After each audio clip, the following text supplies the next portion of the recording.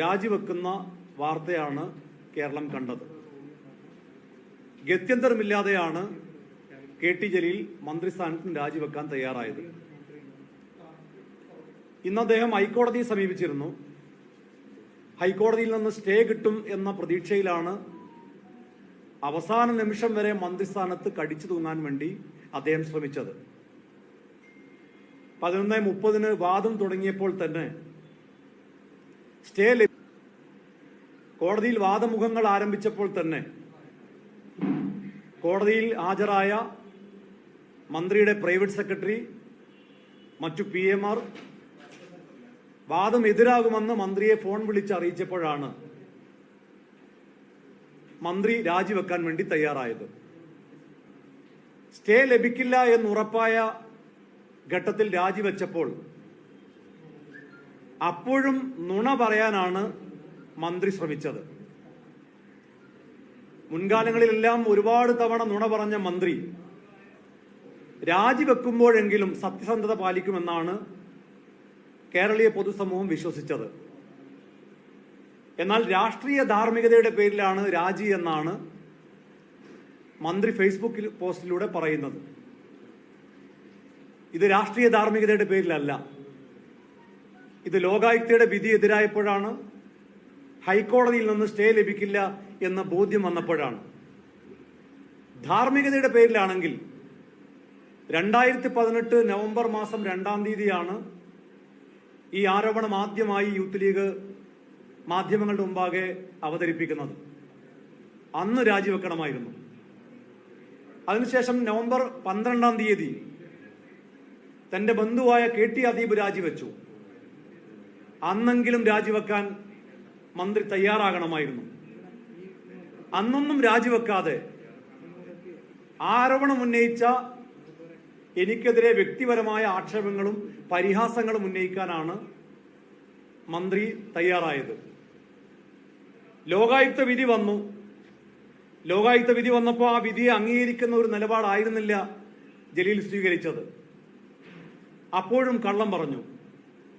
അദ്ദേഹം പറഞ്ഞത് ഹൈക്കോടതിയും ഗവർണറും തള്ളിയ ഒരു കേസിലാണ് ലോകായുക്ത വിധി പറഞ്ഞിരിക്കുന്നത്, കൊണ്ട് അത് അംഗീകരിക്കേണ്ട കാര്യമില്ല എന്ന രീതിയിലാണ് KT ജലീൽ പ്രതികരിച്ചത്. അതിനോടനുസരിച്ചുള്ള നിലപാടാണ് നിയമമന്ത്രിയായ AK ബാലനും സ്വീകരിച്ചത്. എന്നാൽ ലോകായുക്ത ആക്ട് ഞാൻ മാധ്യമങ്ങളുടെ മുമ്പാകെ നൽകാൻ വേണ്ടി ഇവിടെ വായിക്കുകയാണ്. അതിനകത്ത് സെക്ഷൻ 14, ലോകായുക്ത ആക്ടിൽ സെക്ഷൻ 14, അതിനകത്ത് വളരെ കൃത്യമായി പറയുന്നുണ്ട്, public servant to vacate office if directed by Logayukta, where after investigation into a complaint, the Logayukta or an Upalayukta is satisfied that the complaint involving an allegation against the public servant is substantiated and that the public servant concerned should not continue to hold the post held by him, the Logayukta or Upalayukta, as the case may be, shall make a declaration to that effect in his report under subsection 3 of section 12, where the competent authority is the governor, the government of Kerala or the chief minister. He or it shall accept the declaration. In other cases, the competent authority concerned shall send a copy of such report to the government, which shall accept the declaration. The accept ചെയ്യണമെന്ന് വളരെ കൃത്യമായി ലോകായുക്ത ആക്ടിൽ തന്നെ പറയുന്നുണ്ട്. അതിനകത്ത് 14(2) പറയുന്നത്, when the declaration so made is accepted, the fact of such acceptance shall immediately be intimated by registered post by the governor, the government or the chief minister, if any of them is the competent authority in the government. In other cases, and then notwithstanding anything contained in any law, order, notification, rule or contract of appointment, the public servant concerned shall with effect from the date of intimation of such acceptance or deemed acceptance of the declaration. എന്നിട്ട് അതിനകത്ത് close 1-ൽ പറയുന്നത്, if he is the chief minister or a minister, resign his office of chief minister or minister as the case may be. ഇങ്ങനൊരു declaration വന്നാൽ ആ declaration accept ചെയ്യണമെന്നും അത് chief മിനിസ്റ്റർക്കെതിരെയോ മന്ത്രിക്കെതിരെയോ ആണെങ്കിൽ അവർ രാജിവെക്കണമെന്നും ലോകായുക്ത ആക്ടിൽ വളരെ കൃത്യമായി പറയുന്നു. എന്നിട്ടാണ് അദ്ദേഹം ഏതെങ്കിലും നിലക്ക് ഒരു കച്ചിത്തിരുമ്പ് ലഭിക്കുമോ എന്ന് നോക്കാൻ വേണ്ടി ഹൈക്കോടതിയെ സമീപിച്ചത്. ഹൈക്കോടതിയിൽ നിന്നും സ്റ്റേ ലഭിക്കില്ല എന്ന് ഇന്ന് വാദം തുടങ്ങിയപ്പോൾ തന്നെ മന്ത്രിക്ക് ബോധ്യമാവുകയും മന്ത്രി രാജിവെക്കുകയും ചെയ്തു. മന്ത്രി വേറൊരു കള്ളം കൂടി പറയുന്നുണ്ട്. ഹൈക്കോടതിയിൽ നിന്നും നേരത്തെ എനിക്ക് എതിരായ വിധി വന്നു. ഞാൻ ആ ഹൈക്കോടതി വിധി മാധ്യമങ്ങളുടെ മുമ്പാകെ ഹാജരാക്കുകയാണ്. ഈ വിധിയിൽ ഏതെങ്കിലും ഒരു വരി, മന്ത്രി പറഞ്ഞത് ഹൈക്കോടതിയിൽ രാഷ്ട്രീയം കളിക്കരുത് എന്ന് പറഞ്ഞു എന്നാണ്. ഇതിനകത്ത് ആകെ പറയുന്ന ഒരു കാര്യം ഞാൻ നിങ്ങളുടെ മുമ്പാകെ വായിക്കാം. നിങ്ങൾക്കത് ഇതിന്റെ കോപ്പി നിങ്ങൾക്ക് നൽകാം. Any sort of proceedings under the Prevention of Corruption Act, the prior approval of the appointing authority is required. Without obtaining such approval and without taking the necessary steps required under the law, even to file a complaint, the petitioner approached this court with a writ petition. അപ്പോ സർക്കാരിന്റെ prior approval ഇല്ലാതെ writ petition file ചെയ്തു എന്ന് മാത്രമാണ് കോടതി ഇതിനകത്ത് പറഞ്ഞത്. അതുകൊണ്ടാണ് ആ റിട്ട് വിഡ്രോ ചെയ്യുകയും സർക്കാരിന്റെ അനുമതിക്ക് വേണ്ടി സമീപിക്കുകയും ചെയ്തത്. നമുക്കറിയാം, ഒരു മന്ത്രിക്കെതിരെ വിജിലൻസ് കേസിന് സർക്കാർ അനുമതി നൽകില്ല എന്ന് ബോധ്യമുള്ളത് കൊണ്ടാണ് അത്തരം ഒരു നടപടിക്രമം പാലിക്കാതെ ഹൈക്കോടതി സമീപിച്ചത്. പക്ഷെ ഹൈക്കോടതിയെ സംബന്ധിച്ചിടത്തോളം പ്രൊസീഡിങ്സ് വളരെ കൃത്യമാകണം. അതുകൊണ്ടാണ് സർക്കാരിന്റെ അപ്രൂവൽ തേടിയിട്ടുണ്ടോ എന്ന് ചോദിക്കുകയും അത് തേടാൻ വേണ്ടി ആവശ്യപ്പെടുകയും ചെയ്തത്. ഇക്കാര്യം കേരളത്തിലെ ജനങ്ങളെ തെറ്റിദ്ധരിപ്പിച്ചുകൊണ്ടാണ് മന്ത്രി പറഞ്ഞത് ഹൈക്കോടതി തള്ളിയ കേസാണ്, ഗവർണർ തള്ളിയ കേസാണ്. മന്ത്രി നുണയനാണ് എന്ന് ഓരോ ദിവസവും തെളിയിച്ചുകൊണ്ടിരിക്കുകയാണ്. രാജിവെക്കുമ്പോൾ പോലും മന്ത്രി തെളിയിച്ചത് താൻ നുണയനാണ് എന്നതാണ്. അതുകൊണ്ട് രാജിവെച്ചപ്പോഴെങ്കിലും സത്യസന്ധത പുലർത്താൻ അദ്ദേഹം തയ്യാറാകേണ്ടിയിരുന്നു. ഇന്ന് അദ്ദേഹം രാജിവെച്ചുകൊണ്ട് ഫേസ്ബുക്ക് പോസ്റ്റിൽ എഴുതിയത് എന്റെ രക്തം ഊറ്റിക്കൊടുക്കാൻ വെമ്പുന്നവർക്ക് തൽക്കാലം ആശ്വസിക്കാമെന്നാണ്. മന്ത്രിയുടെ രക്തം ആരും കുടിക്കാൻ വേണ്ടി ശ്രമിച്ചിട്ടില്ല. മന്ത്രി നികുതി പണം ഊറ്റിയെടുക്കാൻ വേണ്ടി ശ്രമിച്ചത് കണ്ടെത്തിയതാണ് പ്രശ്നം. തന്റെ ബന്ധു മുഖാന്തരം ഞാനും നിങ്ങളും കൊടുക്കുന്ന നികുതി പണം ഊറ്റിയെടുക്കാൻ വേണ്ടി സ്വജനപക്ഷപാതം നടത്തി, അധികാര ദുർവിനിയോഗം നടത്തി, സത്യപ്രതിജ്ഞാ ലംഘനം നടത്തി ശ്രമിച്ചത് ലോകായുക്ത കണ്ടെത്തിയതാണ് മന്ത്രിയുടെ രാജിക്ക് കാരണമായത്. അതല്ലാതെ മന്ത്രിയുടെ രക്തം ആരും ഊറ്റിക്കുടിക്കാൻ വേണ്ടി ശ്രമിച്ചതല്ല എന്ന് ബഹുമാന്യനായ ശ്രീ കെ ടി ജലീൽ ഇനിയെങ്കിലും സമ്മതിക്കണം. വേറൊരു വളരെ പ്രധാനപ്പെട്ട കാര്യമുണ്ട്. ഇതിനെല്ലാം കൂട്ടുനിന്ന ഒരാളുണ്ട്. മന്ത്രി ചെയ്ത എല്ലാ സ്വജനപക്ഷപാതത്തിനും, എല്ലാ അധികാര ദുർവിനിയോഗത്തിനും, സത്യപ്രതിജ്ഞാ ലംഘനത്തിനും കൂട്ടുനിന്ന ഒരാളുണ്ട്. അത് മറ്റാരുമല്ല, കേരളത്തിന്റെ മുഖ്യമന്ത്രി ശ്രീ പിണറായി വിജയനാണ്. അദ്ദേഹമാണ് ആദ്യം മുതൽ കെ ടി ജലീലിനെ സംരക്ഷിക്കുന്ന നിലപാട് സ്വീകരിച്ചത്. മാധ്യമങ്ങളിൽ തന്നെ ഇക്കാര്യം വാർത്തയായി വന്നതാണ്. ഇ പി ജയരാജന് ലഭിക്കാത്ത ആനുകൂല്യം ഇത്രയും കാലം കെ ടി ജലീലിന് എന്തുകൊണ്ട് മുഖ്യമന്ത്രി കൊടുത്തു എന്ന് മുഖ്യമന്ത്രി വ്യക്തമാക്കണം. മാത്രവുമല്ല, കെ ടി ജലീൽ ഈ ബന്ധുവിനെ നിയമിക്കാൻ വേണ്ടി അതിന്റെ അടിസ്ഥാന കാരണമായി ചെയ്തത് വിദ്യാഭ്യാസ യോഗ്യതയിൽ മാറ്റം വരുത്തലാണ്. ആ വിദ്യാഭ്യാസ യോഗ്യതയിൽ മാറ്റം വരുത്തുന്ന ഫയലിൽ മുഖ്യമന്ത്രി കൂടി ഒപ്പിട്ടിട്ടുണ്ട്. ജലീൽ രാജിവെച്ച സ്ഥിതിക്ക് എന്ത് ശിക്ഷയാണ് മുഖ്യമന്ത്രി ഏറ്റെടുക്കാൻ തയ്യാറാകുന്നത് എന്ന് അദ്ദേഹം വ്യക്തമാക്കണം. കാരണം ഈ കേസിൽ കൂട്ടുപ്രതിയാണ് മുഖ്യമന്ത്രി. ജലീൽ കുറ്റക്കാരനാണ് എന്ന് ലോകായുക്ത കണ്ടെത്തിയിരിക്കുന്നു. ജലീലിനെതിരെ വിജിലൻസ് അന്വേഷണത്തിന് വിജിലൻസ് ഡയറക്ടർക്ക് ഞാൻ പരാതി കൊടുത്തപ്പോൾ ആ പരാതി പോലും അന്വേഷിക്കണ്ട എന്ന നിലപാടാണ് മുഖ്യമന്ത്രി സ്വീകരിച്ചത്. തുടക്കം മുതൽ മന്ത്രിയെ സംരക്ഷിച്ച നിലപാട് മുഖ്യമന്ത്രി സ്വീകരിച്ചു. ബന്ധുവിനെ നിയമിക്കാവുന്ന എല്ലാ ഫയലിലും മുഖ്യമന്ത്രി ഒപ്പിട്ട് കൊടുത്തു. അപ്പൊ ഇതിനകത്ത് കൂട്ടുപ്രതിയായ മുഖ്യമന്ത്രി എന്ത് കുറ്റമാണ് സ്വയം ഏറ്റെടുക്കാൻ തയ്യാറാകുന്നത് എന്ന് കേരളീയ പൊതുസമൂഹത്തിന് അറിയാൻ ബാധ്യതയുണ്ട്.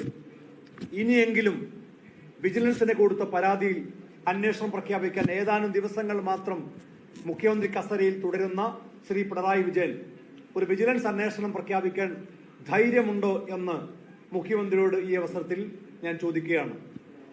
അതല്ല, വിജിലൻസ് അന്വേഷണത്തിന് അനുമതി കൊടുക്കുന്നില്ല എങ്കിൽ ഏതാനും ദിവസങ്ങളുടെ കാര്യം മാത്രമേ ഉള്ളൂ. UDF അധികാരത്തിൽ വന്നാൽ ഒരു സംശയം വേണ്ട, ഇത് വിജിലൻസ് അന്വേഷണത്തിന് കൈമാറും. മന്ത്രി മാത്രമല്ല, മുഖ്യമന്ത്രി കസേരയിലിരിക്കുന്ന ശ്രീ പിണറായി വിജയനും ഇതിന് മറുപടി പറയേണ്ടി വരും എന്ന കാര്യത്തിൽ യാതൊരു സംശയവുമില്ല. അതുകൊണ്ട് ഇത്രയും പെട്ടെന്ന് ഈ കുറഞ്ഞ ദിവസത്തിനുള്ളിൽ വിജിലൻസ് അന്വേഷണം, വിജിലൻസിന്റെ ഫയല്, നേരത്തെ കൊടുത്ത വിജിലൻസ് ഫയല്, അത് അനുമതി കൊടുക്കാൻ, പ്രോസിക്യൂഷൻ അനുമതി കൊടുക്കാൻ മുഖ്യമന്ത്രി തയ്യാറുണ്ടോ എന്നുകൂടി ഈ അവസരത്തിൽ ചോദിക്കാൻ ആഗ്രഹിക്കുകയാണ്.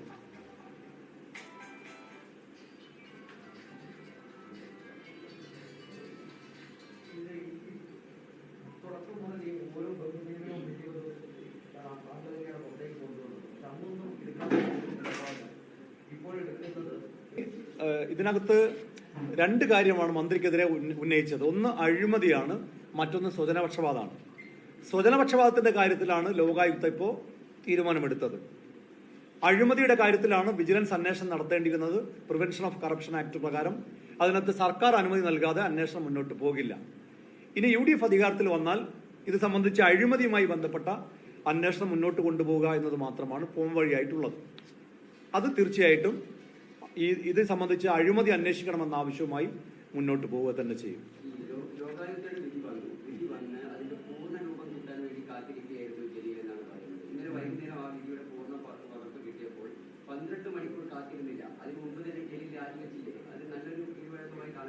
എന്തിനാണ് വിധിയുടെ പൂർണ്ണ രൂപം വരുന്നത്?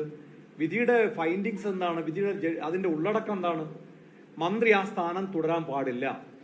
മാത്രമല്ല, ഈ ആക്ടിൽ എന്താ പറയുന്നത്? മന്ത്രി രാജിവെക്കണം എന്നാണ് പറയുന്നത്. വളരെ കൃത്യമായി സെക്ഷൻ 14 ക്ലോസ് 2 അത് വളരെ കൃത്യമായി പറയുന്നു. ക്ലോസ് 1 വളരെ കൃത്യമായി പറയുന്നു, മന്ത്രിയാണെങ്കിൽ, മുഖ്യമന്ത്രിയാണെങ്കിൽ ലോകായുക്ത ഇത്തരം ഒരു വിധി പുറപ്പെടുവിച്ചാൽ രാജിവെക്കണമെന്ന് പറയുന്നു. എന്നാൽ നിയമമന്ത്രി എന്താ പറഞ്ഞത്? 3 മാസം സമയമുണ്ട്. നിയമമന്ത്രി നിയമം അറിയാത്തതുകൊണ്ടാണോ അത്തരമൊരു സ്റ്റേറ്റ്മെന്റ് നടത്തിയത്? അതല്ല, കളവ് പറഞ്ഞതാണോ എന്നുള്ളത് വ്യക്തമല്ല. അത് മന്ത്രിയാണ് വ്യക്തമാക്കേണ്ടത്, നിയമമന്ത്രി വ്യക്തമാക്കണം. ലോകായുക്ത ആക്ടിലെ സെക്ഷൻ 14 സബ്സെക്ഷൻ 2 ക്ലോസ് 1 വളരെ കൃത്യമായി പറയുന്നു, ഇത്തരം ഒരു ഡിക്ലറേഷൻ വന്നാൽ മന്ത്രിയാണെങ്കിലും മുഖ്യമന്ത്രിയാണെങ്കിലും രാജിവെക്കണം. അത് വളരെ പെട്ടെന്ന് രാജിവെക്കണം, അപ്പൊ തന്നെ വെക്കേറ്റ് ചെയ്യണമെന്നാണ് പറയുന്നത്. അതിനകത്ത് 1 മാസത്തെ കാലാവധി ഇല്ല, 3 മാസത്തെ കാലയളവില്ല. പിന്നെ ഹൈക്കോടതിയെ സമീപിച്ചത് പോലും, രാജിവെക്കാതെ സമീപിച്ചത് പോലും തെറ്റാണ്. ഇപ്പൊ ഹൈക്കോടതിയെ സമീപിച്ച് ഹൈക്കോടതിയിൽ നിന്നും വിധി എതിരാകും. വാദം കേൾക്കുമ്പോൾ തന്നെ, വാദം തുടങ്ങിയപ്പോൾ തന്നെ ഞങ്ങളുടെ അഭിഭാഷകരുണ്ടല്ലോ അവിടെ. മന്ത്രിയുടെ അഭിഭാഷകരുണ്ട്, മന്ത്രിയുടെ സ്റ്റാഫുണ്ട്, ഞങ്ങളുടെ അഭിഭാഷകരുണ്ട്, യൂത്ത് ലീഗിന്റെ അഭിഭാഷകരുണ്ട്. ആ വാദം കേട്ട ആർക്കും, മാധ്യമപ്രവർത്തകരോട് നിങ്ങൾ ചോദിക്കും, വാദം കേൾക്കുന്ന ആർക്കും മനസ്സിലാവും സ്റ്റേ കിട്ടില്ല, സ്റ്റേ നൽകാൻ കോടതി ഉദ്ദേശിക്കുന്നില്ല. ആ രീതിയിലാണ് വാദങ്ങൾ മുന്നോട്ട് പോയത്. അപ്പോൾ തന്നെ പ്രൈവറ്റ് സെക്രട്ടറി KT ജലീലുമായി സംസാരിക്കുന്നുണ്ടായിരുന്നു. വാദം വിധി എതിരാകുമെന്ന് കണ്ടപ്പോഴാണ് അദ്ദേഹം രാജിവെക്കാൻ തയ്യാറായത്. അതുകൊണ്ട് രാഷ്ട്രീയ ധാർമ്മികത എന്ന് പറയുന്നത് കളവാണ്. രാജിവെക്കുമ്പോൾ പോലും ഒരു കള്ളം കൂടി കിടക്കട്ടെ എന്ന് വിചാരിച്ച് കള്ളം പറയുന്ന ഒരു മന്ത്രിയാണ് കേരളത്തിലെ ജനങ്ങൾക്ക് ഇപ്പോഴും കാണാൻ സാധിച്ചത്.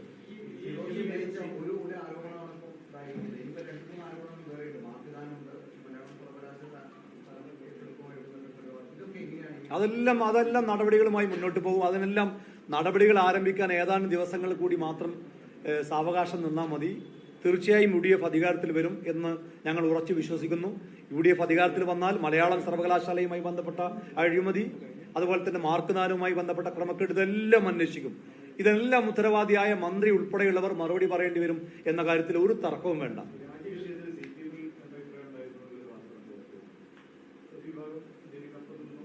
ഇത് കണ്ണൂർ ലോബിയുടെ പരാജയമാണ്.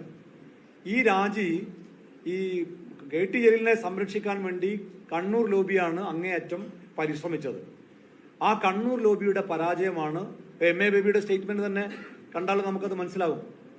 MA ബേബിയും തോമസ് ഐസക്കും G സുധാകരനെ പോലെയുള്ള ഒട്ടേറെ ആളുകൾ രാജിവെക്കാത്ത മന്ത്രിയുടെ നിലപാടിനെതിരാണ്. എന്നാൽ മുഖ്യമന്ത്രി ഉൾപ്പെടെയുള്ള കണ്ണൂർ ലോബിയാണ് ജലീലിന് സംരക്ഷണം നൽകിയത്. ആ കണ്ണൂർ ലോബിയുടെ പരാജയമാണ് ഈ മന്ത്രിയുടെ രാജിയിലൂടെ സംഭവിച്ചത്.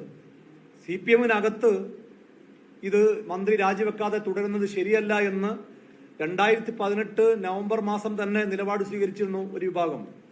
പക്ഷെ മുഖ്യമന്ത്രിയെ ഭയമുള്ളത് കൊണ്ട് പലരും പരസ്യമായി പ്രതികരിക്കാൻ വേണ്ടി തയ്യാറായില്ല. ഇതിനകത്തുള്ള പല ഫയലുകളും എങ്ങനെയാണ് പുറത്തു വന്നത് എന്ന കാര്യം നിങ്ങൾക്ക് എല്ലാവർക്കും അറിയാമല്ലോ. ക്യാബിനറ്റ് മിനിറ്റ്സ് അടക്കം മാധ്യമങ്ങളുടെ മുമ്പാകെ ഇതുമായി ബന്ധപ്പെട്ട് നിങ്ങൾക്ക് നൽകിയിരുന്നല്ലോ. അതൊന്നും എങ്ങനെ വന്നു എന്ന കാര്യം ഊഹിച്ചാൽ നിങ്ങൾക്ക് തന്നെ ബോധ്യമാകും. അപ്പൊ ജലീലിന്റെ ഈ അധാർമികമായ നിലപാടുകൾ ശരിയല്ല എന്ന നിലപാടുള്ളവർ അതിനകത്ത് തന്നെയുണ്ട്. പക്ഷേ അവർക്ക് പുറത്തു പറയാൻ കഴിയുന്നില്ല. ഈ മെയ് മാസം മുഖ്യമന്ത്രി കസേരയിൽ നിന്നും പിണറായി വിജയൻ പടിയിറങ്ങിയാൽ അവരെല്ലാം പരസ്യമായ പ്രതികരണത്തിന് തന്നെ തയ്യാറാകുമെന്നാണ് ഞാൻ വിശ്വസിക്കുന്നത്. പല കാര്യങ്ങളും ഉണ്ടാവും, അത് മുഖ്യമന്ത്രിയല്ലേ പറയേണ്ടത്. പല കാര്യങ്ങളുണ്ട്. സ്വർണ്ണക്കടത്തുമായി ബന്ധപ്പെട്ട് രഹസ്യങ്ങൾ ജലീലിന് അറിയുന്നത് കൊണ്ടാണോ, അതല്ല ഈ ബന്ധു നിയമനത്തിൽ നേരത്തെ കോടിയേരി ബാലകൃഷ്ണൻ ഉൾപ്പെടെയുള്ളവരുടെ വേണ്ടപ്പെട്ടവർ, മുഖ്യമന്ത്രിയുടെ വേണ്ടപ്പെട്ടവർ, കോലിക്കോട് കൃഷ്ണൻ നായർ, മുഖ്യമന്ത്രിയുടെ മകളുടെ കല്യാണം നടക്കുമ്പോൾ ആകെ ഒരാളാണ് പങ്കെടുത്തത്, അത് കോലിക്കോട് കൃഷ്ണൻ നായരാണ്. ആ കോലിക്കോട് കൃഷ്ണൻ നായരുടെ സഹോദരപുത്രനെയാണ് 1 ലക്ഷം മാസം ശമ്പളം കൊടുത്ത് സർക്കാരിന്റെ പൊതുമേഖലാ സ്ഥാപനത്തിൽ നിയമിച്ചത്. അത്തരം നിയമനങ്ങൾ ജലീലിന് അറിയുന്നത് കൊണ്ടാണോ? ഇതൊക്കെ മുഖ്യമന്ത്രിയാണ് വ്യക്തമാക്കേണ്ടത്. എന്തുകൊണ്ട് KT ജലീലിനെ, EP ജയരാജനെ സംരക്ഷിക്കാത്ത മുഖ്യമന്ത്രി എന്തിന് KT ജലീലിനെ ഇങ്ങനെ വഴിവിട്ട് സംരക്ഷിച്ചു? അത് മുഖ്യമന്ത്രിയാണ് പറയേണ്ടത്.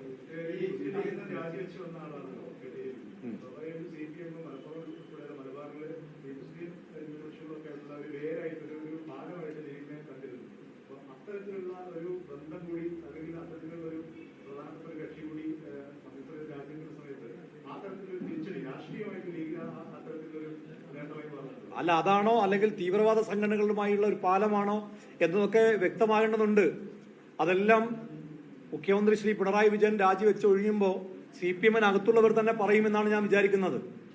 RSSുമായിട്ടുള്ള പാലം വിജയരാഘവൻ, അതുപോലെ ഈ SDP അടക്കമുള്ള സംഘടനകളുമായുള്ള പാലം KT ജലീൽ എന്ന നിലക്കാണോ ജലീലിനെ കൊണ്ടു നടന്നത് എന്ന കാര്യമൊക്കെ വ്യക്തമാകേണ്ടതുണ്ട്.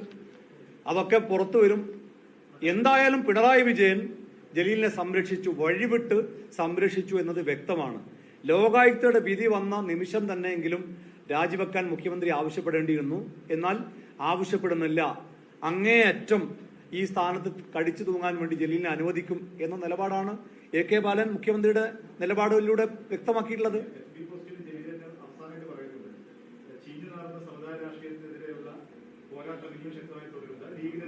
ചീഞ്ഞു നാറുന്ന പലതും പുറത്തു വരും. അതെല്ലാം ഇടതുപക്ഷം മന്ത്രിസ്ഥാനത്ത് നിന്ന് ഒഴിഞ്ഞു പോകുമ്പോൾ CPMനകത്തുള്ള പലരും അത് പുറത്തു പറയാൻ തയ്യാറുണ്ട്. ആ സൂചന മാത്രം ഞാൻ ഇപ്പോൾ പറയാണ്. ചീഞ്ഞു നാറുന്ന പലതും ഇനി പുറത്തു വരാനുണ്ട്. അങ്ങനെ പുറത്തു വരുമ്പോൾ തലയിൽ മുണ്ടിട്ട് നടക്കേണ്ടി വരിക CPMന്റെ സമുന്നതരായ പല നേതാക്കന്മാരുമായിരിക്കും.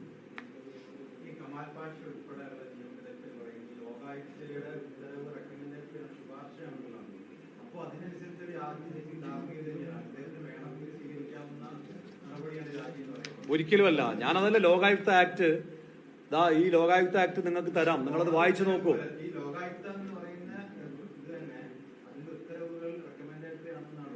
ഒരിക്കലുമല്ല. അങ്ങനെയല്ലല്ലോ. ഇതെല്ലാം നിയമനിർമ്മാണ സഭയായ കേരള ലെജിസ്ലേറ്റീവ് അസംബ്ലി ചേർന്ന് തയ്യാറാക്കിയ ഒരു ആക്ടാണ്. ഈ ആക്ടിനകത്ത് വളരെ കൃത്യമായി പറയുന്നു, ഓരോ ആക്ടും ഒന്നുകിൽ പാർലമെന്റോ അല്ലെങ്കിൽ നിയമസഭകളോ ഉണ്ടാക്കുന്നതാണല്ലോ. ആ ആക്ടിനെ നമുക്ക് ഇന്റർപ്രറ്റ് ചെയ്യാം. പക്ഷെ അങ്ങനെ വേറൊരു രീതിയിലേക്ക് ഇന്റർപ്രറ്റ് ചെയ്യാൻ പോലും കഴിയാത്ത രീതിയിൽ ക്രിസ്റ്റൽ ക്ലിയർ ആണ്. ഇതിനകത്ത് പറയുന്ന ഒരു മുഖ്യമന്ത്രിക്കെതിരെയാണ് ഒരു ഡിക്ലറേഷൻ വന്നതെങ്കിൽ, ഒരു മന്ത്രിക്കെതിരെയാണ് ഡിക്ലറേഷൻ വന്നതെങ്കിൽ റിസൈൻ ചെയ്യണമെന്ന് ഈ ആക്ടിനകത്താണ് പറയുന്നത്. അതെങ്ങനെയാണ് വേറെ ഏതെങ്കിലും രീതിയിൽ വിധി നമുക്ക് വായിക്കാൻ സാധിക്കുക? തീർച്ചയായിട്ടും കോടതി ഉത്തരവ് പോലെ. അതുകൊണ്ടല്ലേ ഇന്ന് സ്റ്റേ കിട്ടാതിരുന്നത്. ഇപ്പോ ഏതെങ്കിലും നിയമവിദഗ്ധർ പറയുന്നത് ഈ ലോകായുക്തയുടെ ഉത്തരവ് അനുസരിക്കേണ്ടതില്ല എന്നാണെങ്കിൽ എന്തുകൊണ്ട് ഹൈക്കോടതി ഇന്ന് സ്റ്റേ നൽകിയില്ല? ഹൈക്കോടതിയിലെ സ്റ്റേ ഇപ്പൊ വിധി വന്നിട്ടില്ല. പക്ഷെ ഹൈക്കോടതിയിൽ നിന്നുള്ള അഭിഭാഷകരുമായി ഞാൻ സംസാരിച്ചപ്പോൾ അഭിഭാഷകർ പറഞ്ഞ ഒരു നിലക്കും സ്റ്റേ കിട്ടില്ല. കാരണം വാദമുഖങ്ങൾ ആ രീതിയിലാണ് മുന്നോട്ട് പോയത്. ഹൈക്കോടതി സ്റ്റേ കൊടുക്കാൻ ഉദ്ദേശിക്കുന്നില്ല. വിധി പറയാൻ മാറ്റിവെച്ചത് പോലും സ്റ്റേ ആയിരുന്നെങ്കിൽ അപ്പോൾ തന്നെ സ്റ്റേ കൊടുക്കുമായിരുന്നു. വിധി പറയാൻ മാറ്റിവെച്ചത് സ്റ്റേ കൊടുക്കാൻ കോടതി ഉദ്ദേശിക്കുന്നില്ല എന്നതുകൊണ്ടാണെന്നാണ്. ഇതിനകത്ത് കൃത്യമായി പറയുന്നു. നിങ്ങൾക്ക് ഇതിന്റെ പൂർണ്ണ രൂപമാണെങ്കിൽ അതും ഞാൻ നൽകാം. ഇപ്പോൾ ഈ ആക്ടിനകത്ത് പറയുന്ന ആ വാചകങ്ങൾ മാത്രമാണ് ഞാൻ നിങ്ങളുടെ മുമ്പാകെ ഹാജരാക്കുന്നത്.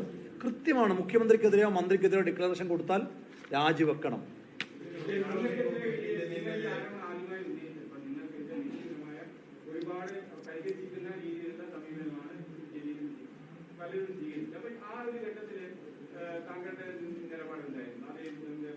സത്യം എന്തായാലും പുറത്തു വരും, സത്യം എന്തായാലും ജയിക്കും. ഒരുപക്ഷെ ഈ അധികാരത്തിന്റെ ഗർവിൽ ഈ ആരോപണം ഉന്നയിക്കുന്നവരെ പരിഹസിക്കാനോ ആക്ഷേപിക്കാനോ ഒക്കെ കഴിഞ്ഞേക്കാം. അതിനൊക്കെ അല്പായുസേ ഉണ്ടാവുകയുള്ളൂ. നമ്മൾ കുറച്ച് കാത്തിരിക്കേണ്ടി വരും. കാത്തിരുന്നപ്പോൾ കണ്ടില്ലേ, സത്യം ജയിച്ചു. നുണക്കൊട്ടാരങ്ങൾ ചീട്ടുകൊട്ടാരം പോലെ തകർന്നടിഞ്ഞു. മന്ത്രിയുടെ മുഖം മൂടി വലിച്ചു കീറി. അത് മുഖം മൂടി മാത്രമായിരുന്നു. ആ മുഖം മൂടിക്ക് പിന്നെ വളരെ അല്പായുസ് മാത്രമേ ഉണ്ടായിരുന്നുള്ളൂ എന്ന് ഇപ്പൊ വ്യക്തമായി.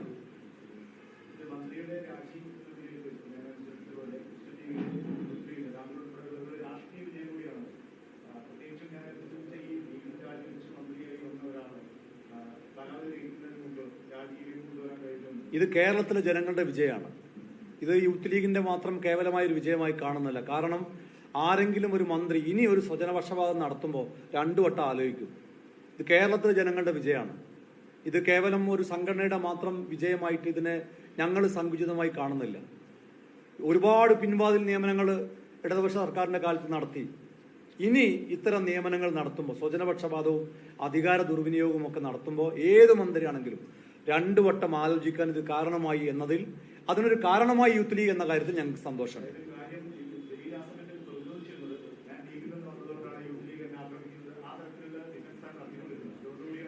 അതെല്ലാം തെറ്റാണെന്ന് ഇപ്പോൾ ബോധ്യമായല്ലോ. അതൊക്കെ അദ്ദേഹത്തിന് ഡിഫൻസ് മാത്രമായിരുന്നു. മുമ്പെങ്ങോ ലീഗുമായി മത്സരിച്ചിരുന്നു, ആ മത്സരത്തിൽ അദ്ദേഹം ജയിച്ചിരുന്നു. അതുകൊണ്ടാണ് ഇത്തരം ആരോപണങ്ങളൊക്കെ ഉന്നയിക്കുന്നതെന്നായിരുന്നു അദ്ദേഹം ഡിഫൻസായി പറഞ്ഞത്. അത് ഡിഫൻസ് ദുർബലമാണ് എന്ന് ഇപ്പൊ ബോധ്യമായല്ലോ. ലോകായുക്തയുടെ കണ്ടെത്തലോടുകൂടി വളരെ കൃത്യമായി ബോധ്യപ്പെട്ടു. ഇത് രാഷ്ട്രീയമായ ആരോപണമായിരുന്നില്ല, ഇത് കേവലം ഏതെങ്കിലും നിലക്കുള്ള പകപോക്കലായിരുന്നില്ല, ഇത് സത്യമായ ഒരു വാദമായിരുന്നു. ആ സത്യമാണിപ്പോ കേരളീയ പൊതുസമൂഹത്തിന് മുമ്പിൽ വ്യക്തമായിട്ടുള്ളത്.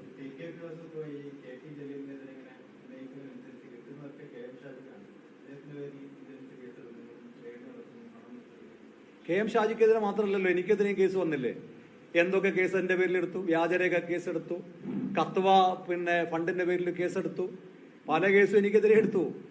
അവസാനം അതൊക്കെ മുന്നോട്ട് പോകാൻ കഴിയാതെ നിൽക്കുന്നു എന്നുള്ളത് വേറെ കാര്യം. തൽക്കാലം ഈ ആരോപണങ്ങളൊക്കെ ഉന്നയിക്കുന്നവർക്കെതിരെ, അത് ഷാജിക്കെതിരെയാണെങ്കിൽ, വി ടി തോമസിനെതിരെയാണെങ്കിൽ, അങ്ങനെ UDF നേതാക്കന്മാർക്കെതിരെയൊക്കെ ഇത്തരം കേസുകൾ എടുക്കും. അതൊക്കെ ഞങ്ങൾ കാണുന്നുണ്ട്. കേസുകൾ മാത്രമല്ല, മറ്റു പലതും കാണുന്നുണ്ട്. കേസൊക്കെ ഏറ്റവും ചെറിയ CPM നൽകുന്ന ഏറ്റവും ചെറിയ ശിക്ഷയാണ് കേസൊക്കെ. മൻസൂറിനെയൊക്കെ കൊന്നു കളഞ്ഞില്ലേ? വധശിക്ഷയാണ് ഇവർ നൽകുന്ന പരമാവധി ശിക്ഷ. അതിനകത്ത് ഏറ്റവും ചെറിയ ശിക്ഷയാണ് ഈ ആക്ഷേപങ്ങൾ, പരിഹാസങ്ങൾ, കള്ളക്കേസുകൾ. അതെല്ലാം മനസ്സിലാക്കിയിട്ട് തന്നെയാണ് ഞങ്ങൾ ഇപ്പോൾ ഒരുപാട് ബിനീഷ് കൊടിയേരിയുമായി ബന്ധപ്പെട്ട ഒരുപാട് സിനിമാ താരങ്ങളും സിനിമാ മേഖലയിൽ പ്രവർത്തിക്കുന്നവരും താനൂരിൽ ക്യാമ്പ് ചെയ്ത് പ്രവർത്തിക്കുകയായിരുന്നല്ലോ. ആ മേഖലയിൽ പ്രവർത്തിക്കുന്നവരുടെ വലിയ പണം അവിടെ ഒഴുകിയല്ലോ.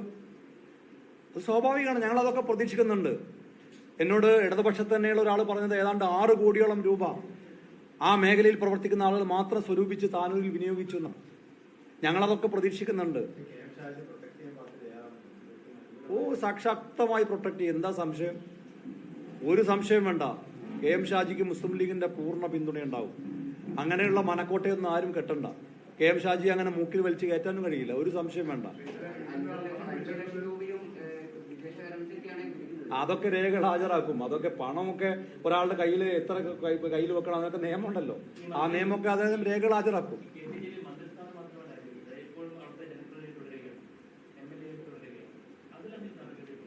അല്ല, മന്ത്രി സ്ഥാനത്ത് രാജിവെക്കുക എന്നുള്ളതാണ് കേരളത്തിലെ ഒരു കീഴ്വഴക്കമായി സ്വീകരിക്കേണ്ടിയിരുന്നത്. അദ്ദേഹം അത് രാജിവെച്ചില്ല. ഈ 2-3 വർഷത്തോളം അദ്ദേഹം രാജിവെക്കാതെ തുടർന്നു. ഇപ്പൊ അവസാനം ലോകായുക്തയുടെ വിധി വന്നപ്പോൾ അദ്ദേഹം രാജിവെച്ചു. ഗത്യന്തരമില്ല, അത് രാജിവെച്ചു എന്നുള്ളതാണ്. MLA സ്ഥാനം രാജിവെക്കണം എന്നുള്ള ഒരു ഘട്ടത്തിൽ നമ്മൾ ആവശ്യപ്പെട്ടിട്ടില്ല. അത് ജനങ്ങൾ 5 വർഷത്തേക്ക് തിരഞ്ഞെടുക്കുന്ന മന്ത്രി എന്ന് പറയുന്നത് അങ്ങനെയല്ല.